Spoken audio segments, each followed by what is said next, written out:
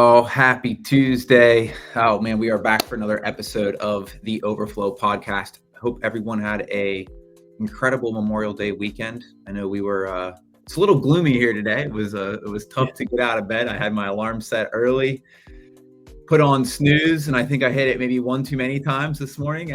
But it was great to get some R&R and to spend some time with the folks this weekend on Sunday. What a great topic from Pastor Jerry. I know that we've really been talking about the shepherd, the tools. What does it mean to have the shepherd and him involved in your life and all the tools that he brings to the table? But we took a little bit of a pivot and a lapse. Maybe not a lapse, but we bridged the gap between Pastor Jerry's series and with it being Memorial Day weekend. This episode hits a little bit different because it's living a legacy that lasts. What will you be remembered for? Man, it's super, super incredible. I don't know, Wayne, what are just some quick thoughts Sunday? Yeah, I think one of the biggest thoughts I had is it's probably something we don't like to think about, but what will we be remembered for? Mm-hmm. I used to say, I had a coach years ago tell me this, and I've always held on to it. You'll be remembered by the problems you solve or the problems you create. So that's what people will remember you as. And that's kind of the business world. But in reality, what will we be remembered as? Wayne Sutton, when I'm on the tombstone or whatever, what do we do for the kingdom? What do we do for family? What do we do with our community? That was a big takeaway. Yeah. Something we should ask ourselves quite often. And I think, as you asked, if it's going to change, but yeah. That's the biggest thing is the word legacy, it really makes your brain churn, right? And sometimes it is, I don't want to think about when I die. Well, what we've talked about previously is you're walking through the shadow of death. So that's just the beginning. You shouldn't be thinking about it fearful in that space. But I thought, Pastor Jerry did a really great job of framing it up. It's what at your funeral or at your celebration of life, what are people going to say about you? One. Second is, what do you want them to say about you? Because that's sort of the two things that I think Pastor Jerry really dove into, and they are distinctly different.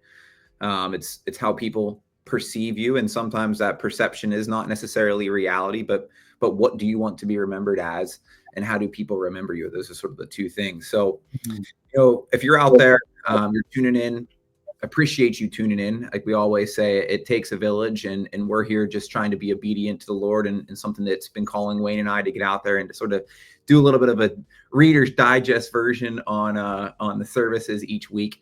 So we're excited that y'all are here. This week's episode definitely hits different.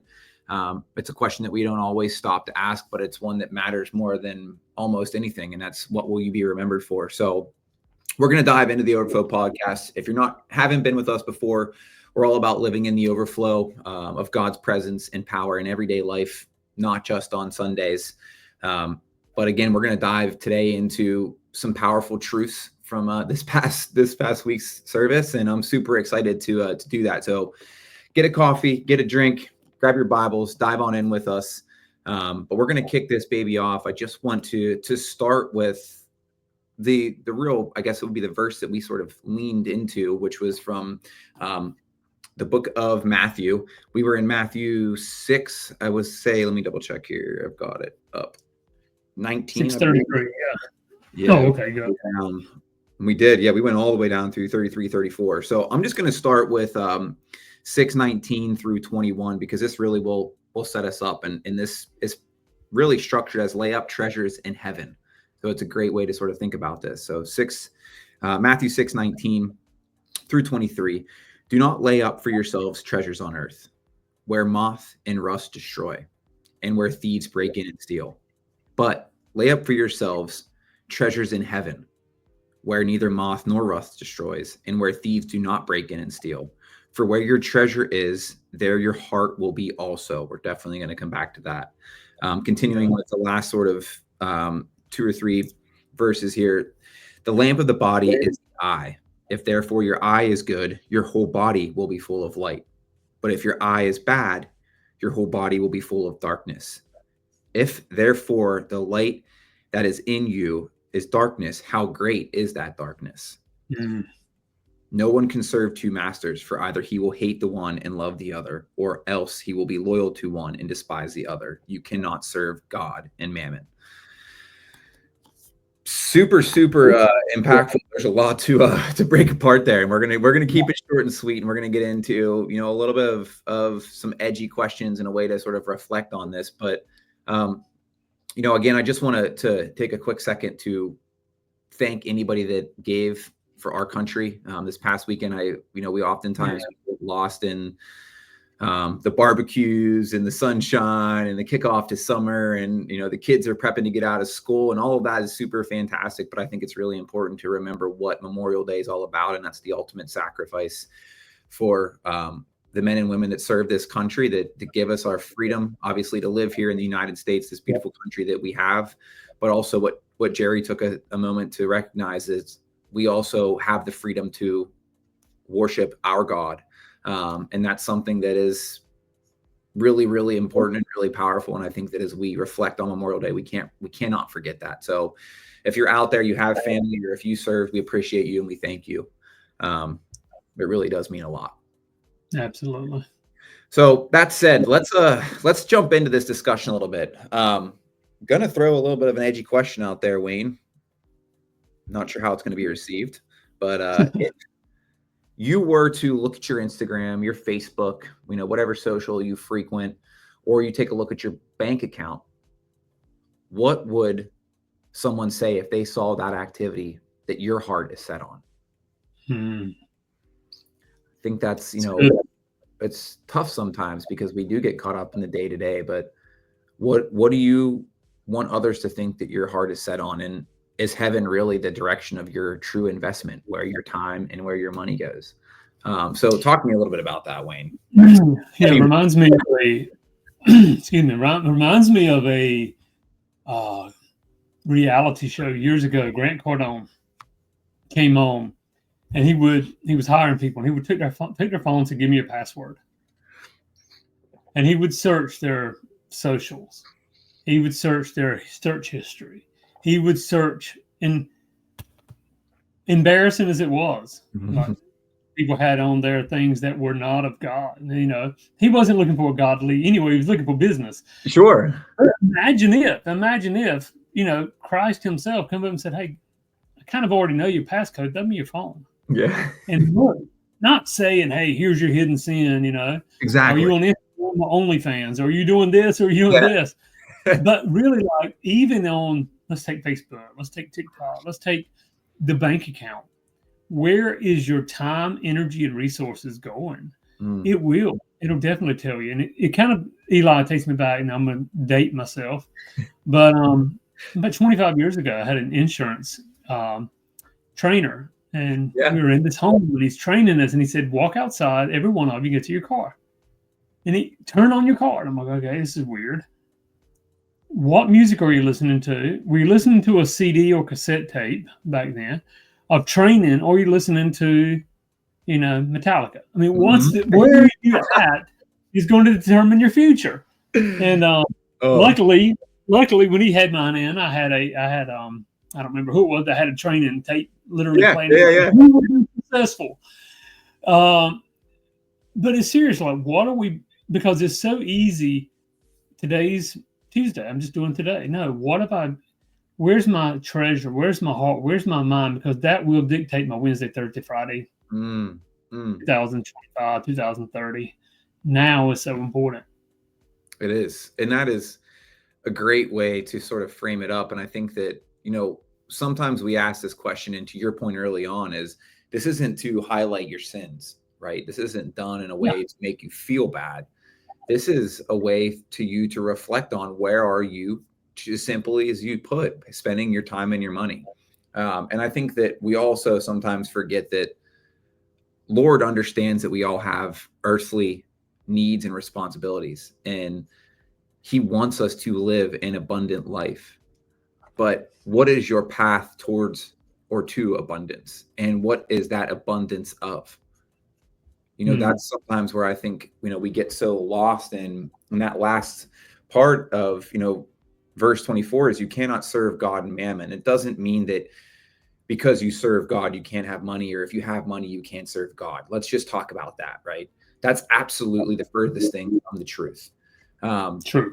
And I think that Jerry does a really great job about this too, because every time that we talk about financials or finances within church, he brings up, the question that he's always been asked: are you one of those prosperity, preachers? And he's like, well, I'm definitely not a poverty preacher. And I think that in itself, as simple and as stupid as that may sound, and I don't mean that way, but like, that is truly what God wants us to have. And it's abundance of righteousness. And I think you said this early on before we hopped on, and I want you to touch on it again, is, there's always this saying, and there's the movie, The Pursuit of Happiness with Will Smith. And we talk about that. It's the pursuit of happiness is in, it's in the foundation of America, right? Like it's in the Constitution. But that has been so misconstrued because the definition of happiness gets sideways of what is happiness, right? Your definition, my definition, all of it may be differently defined by what we see as happiness, but it's really your pursuit of righteousness. So I don't want to steal your thunder. So why don't you touch on that? No.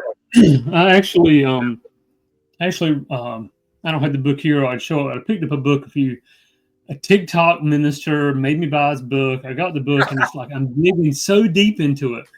But he said the whole premise of the book was we've been lied to that we pursue happiness. Mm-hmm.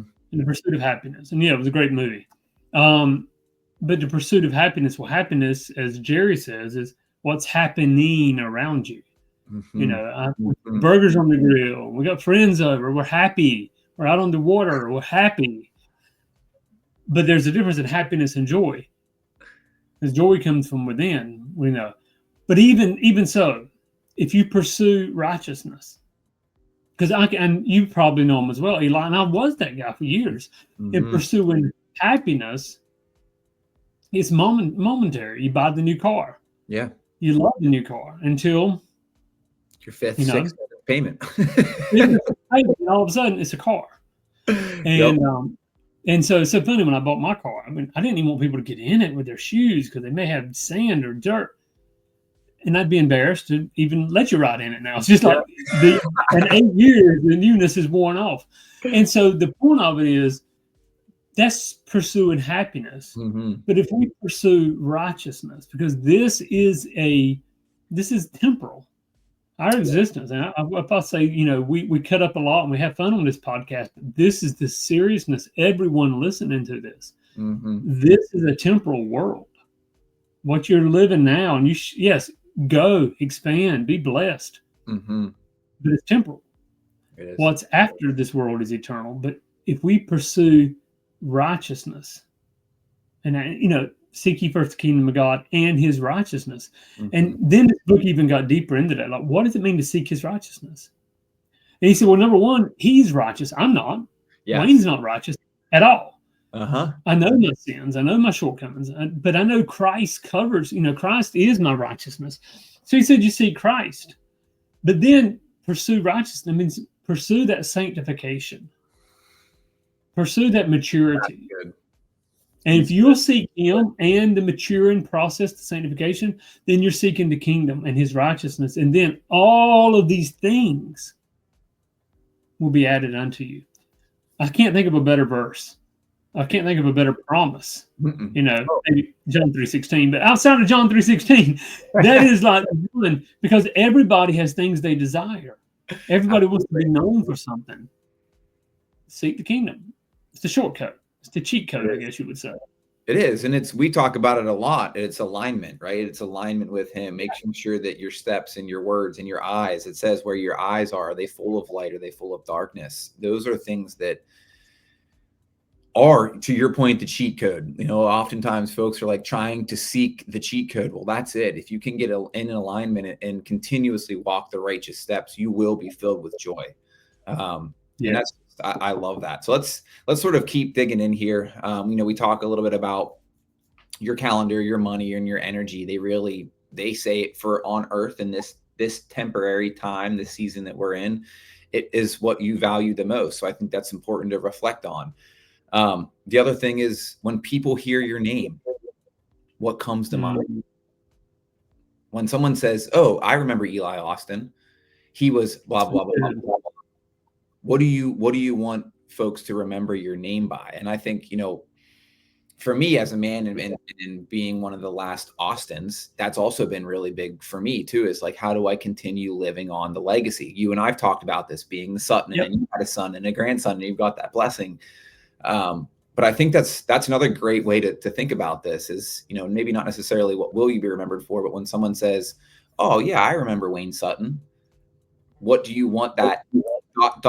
what should come after the ellipses, right? Is what do you want people to say after I remember your name? Or what do you hope that they'll say when you're gone? And I think that's a really big point. If you say, I hope that there'll be X, Y, Z, then how are you working towards being remembered for X, Y, Z? And Jerry did a really great job with this, talking about some biblical references, right? And he talked about, David. He wants to be remembered as David, and David has such a powerful story because of what he went through: adultery, murder, betrayal. But he's remembered as he's a man after God's own heart. Yeah. And continuously seeking, recognizing that he has sinned, recognizing that he fell off the path and he went wayward, but always continuously sought God's heart. And that was put him in the right posture, in the right position to have an abundant life, to continue to succeed. And we've seen his lifeline continue out and through the biblical references. But I think that's just another great way to look at it is, when I'm gone, what do I hope people will say? Yeah, because do you want to be known as a David or Judas? There's a big difference in that. But it goes back to a really quick story here. Candace, 2 years ago, Candace surprised me with a 50th birthday party. And it was so cool. And no, I don't even think, I haven't even shared this with her, I don't think. It was so cool because there was so many family members from hours away that drove in. It was just a cool, amazing time. And nobody there except Candace knew how sick I was. Not even Candace to the extent. I didn't tell her everything. I was really sick and wondering, because what happened, Eli, and I hadn't shared this. I'm sharing it on a podcast, of course, right? But Overflow. So people got up and they were like, "Hey, I want to share this. I want to share this about Wayne." And even while it was going on, I thought, this sounds like a memorial, like I'm freaking dead. This is not good. Or is it? Exactly. But when he started talking Sunday about how do you want to be remembered, I said, I want to be remembered by what they said 2 years ago. Now, the point is, I was standing there, so maybe they thought they had to say something nice. But the reality was, it meant so much to me to realize, okay, this isn't a memorial. I'm going to get healthy and move on. But the point is, when you hear it, and what's really sad, and this is kind of diverting out of the sermon, but I hope it's okay, is I don't want my friends to maybe hear from heaven what somebody said at their funeral. Exactly. Tell them now. Like, if you got a friend that's been there for you, call them. Tell them, hey, you know what? This is how I see you. This is what I see in you. Maybe you don't see it. And be intentional about that. I did it this morning. I thought I need to be more intentional this year.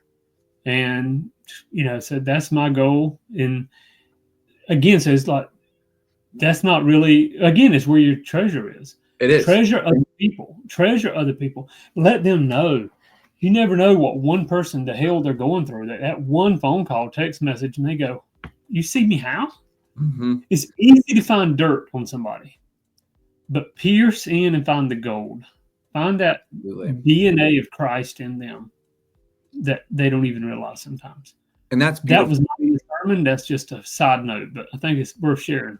Well, no, it is. And I love that, I appreciate that you went into that story, because I think it does a really good thing. We've talked about the test, right? We've talked about the name, but how do you actually shift your lives towards the kingdom's impact? And I think that what you just said about giving gratitude, right? And we talked, you, David, and I talked a little bit about this last week, that, you know, in my end, I plug in time usually every Friday for gratitude. And I find someone that I've not talked to, whether it's a work colleague, a peer, a client, a partner, someone in my life, my family members, my friends, my cousins, and just say, hey, I appreciate you. Just wanted to tell you I love you, or whatever it may be. And that small little thing it seems so simple again, right? But to your point, you don't know what they're going through, how that will impact them, how it may pick them up in a time of need. And it's also allowing you as the individual giving the gratitude to continue to stay righteous. And then that result is, I feel happy, because why? I took the righteous step to give gratitude, and now I feel happy. So like, that's just a tactile example. Again, it's so small, but that's a perfect way to sort of continue this conversation, because we've talked about the test. We've talked about you're named. How do you actually shift towards, you know, living in that kingdom impact and making a kingdom impact? And, you know, that's one of the things that I think, when we prioritize the right things, Jesus promises provision. So when we prioritize righteousness and gratitude and do all of those things, the end result is you're going to get something back, typically in a larger fold, right? And then there's a result of happiness. So it goes back to what we talked about at the beginning before we even hopped on here. It's not necessarily the pursuit of happiness. It's the pursuit of righteousness. And the result of that, what ends up happening around you, is happiness. Sure. So those are just a couple ways to sort of dive into it. You know, we talked a little bit about seek first the kingdom. That's a call to shift focus. Yes. That is, I'm anxious about something. Has Jesus already handled it, right? Am I seeking the kingdom first? While I'm anxious about something, how am I addressing that? Am I seeking the kingdom first? You know, worry is often a symptom of misplaced focus. Are you trying to control your future? Are you trying to control your finances? Are you trying to control your relationship? Are you just trusting that the shepherd already knows what you need? And then I think there's sometimes too there that people say, well, I'm saying prayers, I'm doing that, right? I'm asking for it, but I'm not seeing anything. Therefore, I'm not making progress. You still need to walk, to your point early on, with intentionality. You have to walk with, okay, he understands what I need. Therefore, I'm going to keep taking the steps forward. And those steps are then going to become more clear for me as I make progress forward, as long as you're making it progress with the right intention and making it with a righteous step. I think the biggest thing is it's God first. It's not work. It's not kids. It's not fitness. It's not security. Maybe it's not even ministry. It's God first. Align with him. Everything else will fall into place. Yeah. Reminds me, a number of years ago, my son, in the summer, no school, I was out selling insurance, and so he would hang out with me. He'd be like, Dad, what are we doing today? And then we'd go eat, we'd go sell insurance, we'd go to the pool. We just did what we did, you know. It was just, but that simple, hey, Dad, what are we doing today? Pure innocence, trust, faith, no clue what we were doing. Now, sometimes you could see, Dad, what are we doing? Because he wanted something else. Like, what do you want to do today? Yeah. But I think if you go to God like that and say, Lord, hey, God, what are we doing today? This is so cool. Or you're going to God like, Lord, what are we doing today? I'm fearful. Yep. Hey, Lord, I don't, where are we heading? Where are we heading in this journey? What's up? By the way, I'd like to do this, but your will be done. You know, that's, I try to make it so simple in my own mind. I have to just have it simple. Like, hey, Dad, good morning. What's up today? What are we doing today? We get to, and everybody listening to this, you get the opportunity to walk your life on your own. You get the opportunity to walk it in alignment with the creator of the universe. Wow. Which one is going to be more productive? Which one's going to be more valuable? But that's Matthew 6:33. You've got to just, today I'm going to seek your kingdom, God. And ask the Lord, what does your kingdom look like? We here in the States don't even really understand a kingdom. No. You know, so Lord, teach me, what does a kingdom look like? And he'll show you. He'll teach you. It's a journey we're all on. So It is. And it's a journey, and it's a journey of maturation, and it only comes with time, and it comes with your willingness to continue to grow in that process. So, I just encourage y'all that are out there, to think about what will you be remembered for, and think about it in a sense of living a life that people remember starts with living a life that seeks God first. And when you do that, your legacy isn't built by accident. It's built by the decision to seek God first. It's one conversation that builds on another. You're surrendering that moment at that time, and things will start to fall into place. So super excited about, what this is setting the stage for. We talked about at the beginning of the year, why are we here? Now it's, we're kind of getting into what will you be remembered for? And I know Pastor Jerry's got something teed up for us, another series. It's going to be super impactful. And I'm really excited for that. But I just want to say, thank you again as we wrap this up. I know that we're past Memorial Day. Lean into it. Think a little bit about, what will you be remembered for? Be thankful for those people that came before you. Be thankful for the men and women that serve this country, that give us the opportunity to be able to praise and worship, and to find that alignment within our hearts, because not everybody has that opportunity and that blessing in their world and in their country. So be thankful for that. Again, we appreciate y'all tuning in. If you have any thoughts you want to share, drop them in the comments. If there's a topic that you want us to dive into, or a question that you have, drop it in the comments as well. We'd love to address and help anybody that's out there that needs it. If you're looking for prayer, drop it in the comments too. I mean, this is a place where we can pray for each other, and this is an open and a safe space. So we love you all. We appreciate you all. If you're out there looking for something to do tomorrow night, tune in for a Bible study, or join us for Bible study. I always say tune in, but join us for Bible study. It's 7 Wednesdays at Seaside. And again, on Sunday, we'll see you there at 10 a.m. But we love you. We appreciate you. And thanks for tuning in on another Tuesday. Have a blessed rest of your week. We'll catch you soon. See you on the flip side. Take care.